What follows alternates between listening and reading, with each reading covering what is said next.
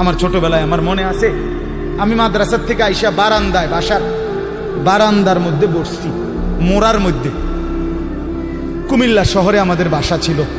আমার মা রান্না করে আমার ওইখান থেকে বলতেছে, আনিস মোড়া উল্টাইয়া, মানে তুই ফিরা, মার দিকে ফিরাব।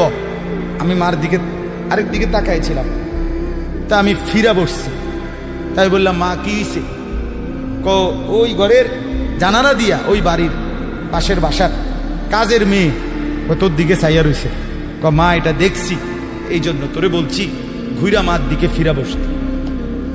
মার নজর, মা নজর রাখছে।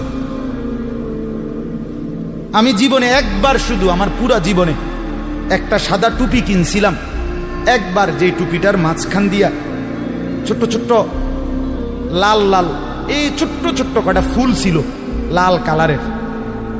এই একটা টুপি শখ করে এমনি ভাল লাগছিল, কিনছিলাম ওই মাহফিলে যে দোকান বসে এডির থেকে। তখন আমি মাত্র নতুন চাকরি নিছি, পড়ালেখা শেষ করি, বেতন হয়েছে অল্প টাকা। বাড়িতে গেছি, আমার আব্বা এটা দেখছে, দেখে বিকালবেলা আমার মা রে কইতেছে, হেতে যে চাকরি হয়েছে পয়সা হয়েছে বুঝছনি? মারে বলছে। মায়ে কয় না, কি তো হয়েছে? টুপি দেখছো না, টুপি দেখো না, রঙ্গিলা টুপি পিনছে, বুঝাই তো যায় ভূতের বেতন হয়েছে, চাকরি হয়েছে।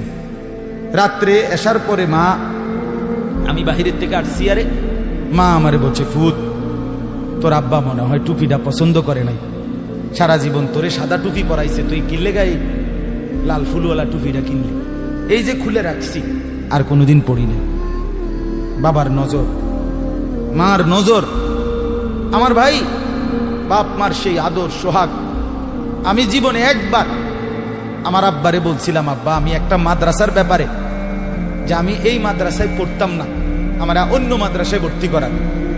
আমার আব্বা বলছিল, ফুত পরের বেলা ভাত